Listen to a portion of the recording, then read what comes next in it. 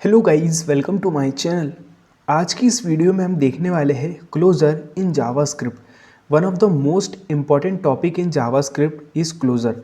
Closure बहुत ज़्यादा interview में पूछे जाने वाला क्वेश्चन है, तो आज की इस वीडियो में हम देखने वाले हैं क्लोजर को। तो चलिए स्टार्ट करते हैं वीडियो को। अगर गाइस आप लोगों को वीडियो अच्छा लगे तो यार एक लाइक ज़रूर करना और इसे प्लीज़ शेयर करना। अगर गाइस आप लोगों ने चैनल को सब्सक्राइब नहीं किया है तो प्लीज़ चैनल को भी ज़रूर सब्सक्राइब कर दीजिए और एक बार विजिट करें चैनल पर, क्योंकि यार हमने बहुत सारे प्रोजेक्ट्स क्रिएट किए हैं। तो चलिए स्टार्ट करते हैं वीडियो को। तो आप लोग देख सकते हो हमारे पास सबसे पहले है क्लोजर की definition. Function along with lexical scope bundle together it form a closure. तो अभी आपको ये डेफिनेशन थोड़ी कॉम्प्लिकेटेड लग रही होंगी, बट अभी हम समझेंगे एक एक करके। तो सबसे पहले हम समझते हैं कि लेक्सिकल स्कोप क्या होता है, क्योंकि क्लोजर को समझने से पहले हमें लेक्सिकल स्कोप का जानना बहुत ज़रूरी है और बहुत इजी हो जाएगा। और मैं आपको कहता हूँ कि जब हम इस पूरे एग्जाम्पल को देख लेंगे, समझ लेंगे, तो ये आपको जो डेफिनेशन है आप इसको बहुत ईजी तरीके से रिलेट कर पाओगे कि अच्छा ये डेफिनेशन है। तो सबसे पहले हम यहाँ पर लेक्सिकल स्कोप को देखेंगे। तो देखिए सबसे पहले हम एक फंक्शन बना रहे, लेट से ए, और इस फंक्शन के अंदर हमारे पास बेसिकली एक वेरिएबल होगा एक्स, जिसके अंदर हम असाइन कर देंगे 10। ओके, देन हमारे पास एक और फंक्शन होगा इसके अंदर, जिसे हम देंगे बी फंक्शन बना लेंगे, और यहाँ पर हम एक्सेस कर रहे होंगे एक्स को। ठीक है, तो इस तरीके से हम इस बी फंक्शन को कॉल कर लेंगे, देन यहाँ पर ए फंक्शन को कॉल कर लेंगे। अब ये लेक्सिकल स्कोप क्या होता है? तो ये लेक्सिकल स्कोप होता है function inside another function, inner function can access the variable of outer function. ये होता है लेक्सिकल स्कोप, और ये जो मैंने कोड लिखा है ये होता है लेक्सिकल स्कोप।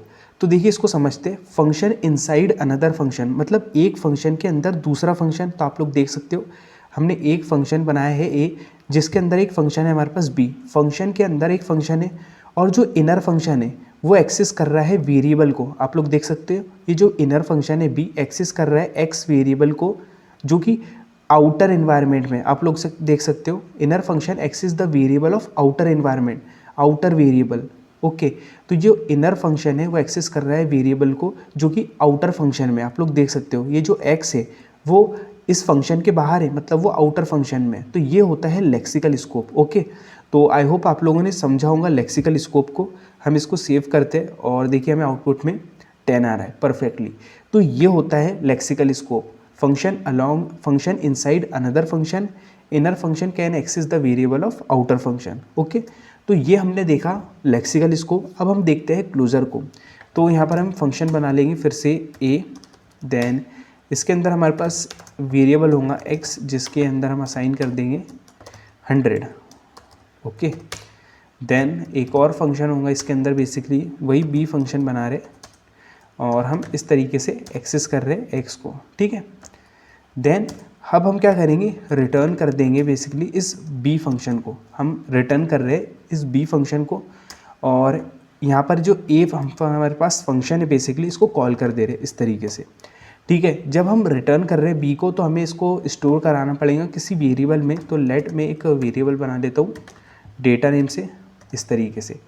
तो हमने क्या किया, एक फ़ंक्शन बनाया, उसके अंदर हमारे पास एक फ़ंक्शन है जिसे हम रिटर्न कर रहे हैं, और उसको हमने स्टोर कर दिया इस डेटा वेरिएबल के अंदर।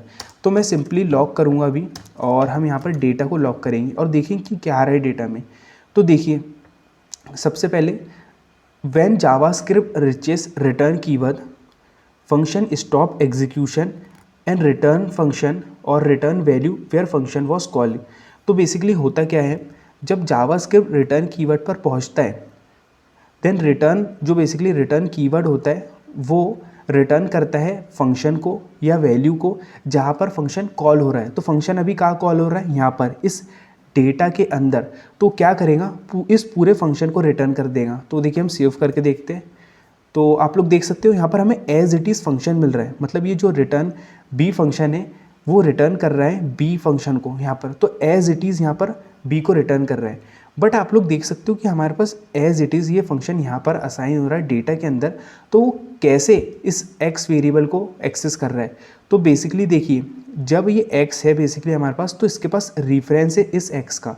तो रेफरेंस की वजह से ये उसको ईजिली एक्सेस कर ले रहा है। ओके ठीक है, तो इस तरीके से यार वो ईजिली एक्सेस कर ले रहा है एक्स को। और जब हम इसको हटा देंगे और यहाँ पर इस डेटा को हम कॉल करेंगे और इसको सेव करेंगे तो आप लोग देखेंगे कि हमारे पास ईजिली 100 आ रहा है, क्योंकि इसके पास रेफरेंस है इस एक्स का और इट फॉर्म अ क्लोजर, और यही फॉर्म कर रहा है क्लोजर और यही होता है क्लोजर। तो अब आप बोलोगे यार किस तरीके से हमें पता चल रहा है कि क्लोजर हो रहा है, तो हम इसको पूरा कंसोल में देखने वाले कि हमारे पास कब क्लोजर क्रिएट होता है। बट उससे पहले देखिए मैंने जो आपको डेफिनेशन बताया था, function along with lexical scope. अब लेक्सिकल स्कोप क्या होता है, फंक्शन के अंदर फंक्शन और इनर फंक्शन एक्सेस कर रहा है वेरिएबल को जो कि आउटर फंक्शन में। तो देखिए यहाँ पर भी इनर फंक्शन के अंदर फंक्शन है और इनर जो फंक्शन है वो एक्सेस कर रहा है वेरिएबल जो कि आउटर फंक्शन में। तो function along with lexical scope मतलब फंक्शन लेक्सिकल स्कोप के साथ हो, जो कि बंडल हो एक दूसरे से, वो फॉर्म करता है क्लोजर। आप लोग देख सकते हो, तो बहुत ही इजी डेफिनेशन है, आप लोग समझ पा रहे होंगे। और अब हम देखें कि किस तरीके से हमें क्लोजर दिखता है कंसोल में।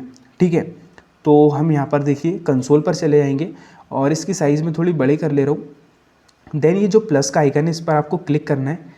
देन आप लोग देख रहे होंगे सोर्स है, इस पर आपको क्लिक करना है सोर्स पर, और इसको हम इस तरीके से कर लेते हैं, इसकी साइज़ बड़ी कर लेते हैं इस तरीके से।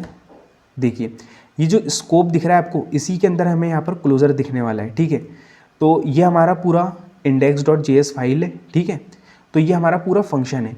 तो हम क्या करेंगे, यहाँ पर डीबगर लगा देंगे। अगर आप लोगों को नहीं पता है डीबगर, तो डीबगर से क्या होता है कि जब हम कोड को एग्जीक्यूट करते हैं तो डीबगर की हेल्प से हम यहाँ पर उस कोड को स्टॉप कर देंगे, मतलब एग्जीक्यूशन यहाँ पर स्टॉप कर देंगे। ओके, तो हमने यहाँ पर लाइन नंबर 8 पर डीबगर अप्लाई कर दिया है, तो यहाँ पर हमारा कोड एग्जीक्यूट होगा। जब वो यहाँ पर आएगा 8 पर, तो वो स्टॉप हो जाएगा एग्जीक्यूशन होना, क्योंकि हमने डीबगर लगा दिया है। और हमें पता चलेगा कि क्लोजर यहाँ पर हमें क्रिएट हो रहा है। ठीक है, तो यहाँ पर देखिए मैं इस तरीके से सेव करूँगा और आप लोग देख सकते हो कि यहाँ पर देखिए ये हमारा क्लोजर क्रिएट हो रहा है। आप लोग देख सकते हो स्कोप के अंदर यहाँ पे क्लोजर ए बता रहा है, मतलब ये जो हमारा पूरा ए फंक्शन है ये इट फॉर्म अ क्लोजर, ये क्रिएट कर रहा है क्लोजर को, और जिसके अंदर हमारे पास एक्स मिल रहा है हमें 100। तो ये हमारा क्रिएट हो रहा है क्लोजर। और आप लोग देख सकते हो पॉज अ डीबगर, तो यहाँ पर हम क्लिक करेंगे तो डीबगर को हम पॉज कर देंगे। देखिए अब हम डीबगर को रोक दे रहे, हटा दे रहे, तो आप लोग देख सकते हो हमारा पूरा फंक्शन एग्जीक्यूट हो गया। तो बेसिकली जो जावास्क्रिप्ट है बहुत स्पीड एग्जीक्यूट होता है, तो इसीलिए हमने डीबगर अप्लाई किया ताकि हमें पता चले, दिखे कि किस तरीके से यार क्लोजर क्रिएट हो रहा है और वो कब स्कोप के अंदर हमें दिखता है। तो जब इतनी फास्ट जावास्क्रिप्ट एग्जीक्यूट हो रहा है तो हमें दिखता ही नहीं कि कब क्लोजर क्रिएट हो रहा है, किसके लिए। तो जब हम डीबगर अप्लाई करते हैं तो तब हमें पता चलता है। तो आप लोगों ने देखा कुछ इस तरीके से, तो ये होता है यार क्लोजर। देन आप लोग देख सकते हो कि हम यहाँ पर फंक्शन को कॉल कर रहे हैं और रिटर्न कर रहे हैं। आप इस तरीके से भी कर सकते हो। देन आप डायरेक्ट इस फंक्शन को भी रिटर्न कर सकते हो। इस तरीके से हम डायरेक्ट इस फंक्शन को रिटर्न कर सकते हैं। ठीक है, तो ये भी एकदम वैलिड है और ये भी चलेगा। सेव करते हैं हम, तो देखिए यहाँ पर हमारे पास फिर से इसके ऊपर डीबगर अप्लाई है, हमने लगा के रखा था, तो यहाँ पर हमारे पास फिर से क्लोजर क्रिएट हो रहा है। आप लोग देख सकते हो इस ए फंक्शन के लिए। तो ये जो ए फंक्शन है इट फॉर्म अ क्लोजर, ये क्लोजर क्रिएट हो रहा है यहाँ पर। तो यहाँ से हम डीबगर को पॉज कर देते हैं और देखिए कितनी स्पीड ये एग्जीक्यूट हो गया। और यहाँ से अब हम डीबगर को हटा देते हैं। ठीक है, तो हमने यहाँ पर अब डीबगर को हटा दिया है। तो ये होता है यार क्लोजर, और हम इसको और थोड़ा डीप भी समझ सकते हैं। तो अभी मैं इस रिटर्न को हटा दे रहा हूँ। ठीक है, इस तरीके से, और सिंपली इस बी फंक्शन को कॉल कर रहा हूँ। तो और एक और हम फंक्शन बना लेंगे बी फंक्शन के अंदर, एक और फंक्शन सी बना लेंगे, और यहाँ पर हम लॉक करेंगे एक्स को और वाई को, और यहाँ से इस लॉक को हटा लेंगे और यहाँ पर एक वेरिएबल क्रिएट करेंगे हम वाई, जिसके अंदर होगा 200, कुछ इस तरीके से। तो आप लोग देख सकते हो हमने एक और स्टेप अंदर चले गए, हम एक और स्टेप डीप चले गए। हम फंक्शन के अंदर फंक्शन और उस फंक्शन के अंदर भी एक फंक्शन। तो इस सी फंक्शन को हम कॉल कर लेंगे, सी फंक्शन, इस तरीके से आप लोग देख सकते हो। तो बेसिकली यार ये किस तरीके से काम करता है मैं आप लोगों को बताता हूँ। तो बेसिकली देखिए हमारे पास सबसे पहले ये सी फंक्शन है जो कि कॉल होगा। जब हम ए फंक्शन को कॉल करेंगे तो किस तरीके से काम करता है।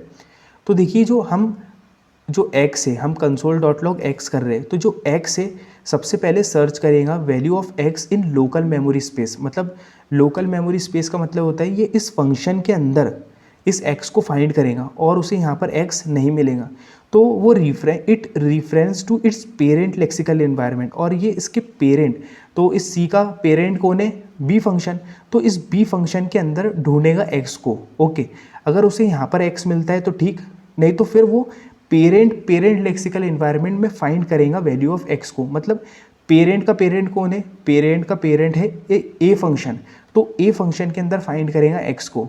तो देखें कि x की वैल्यू हमें 100 मिल रही है, तो यहाँ पर वो प्रिंट करें देगा 100। तो कुछ इस तरीके से काम करता है। y भी इस तरीके से काम करेगा, लोकल मेमोरी में सर्च करेगा उसे नहीं मिलेगा, फिर इसके पेरेंट में सर्च करेगा तो उसे मिल जाएगा। कुछ इस तरीके से फाइंड करता है। और अगर उसको इसके पेरेंट के पेरेंट में भी नहीं मिलता है तो वो आपको एक एरर देता है, reference error, x is not define, a is not define.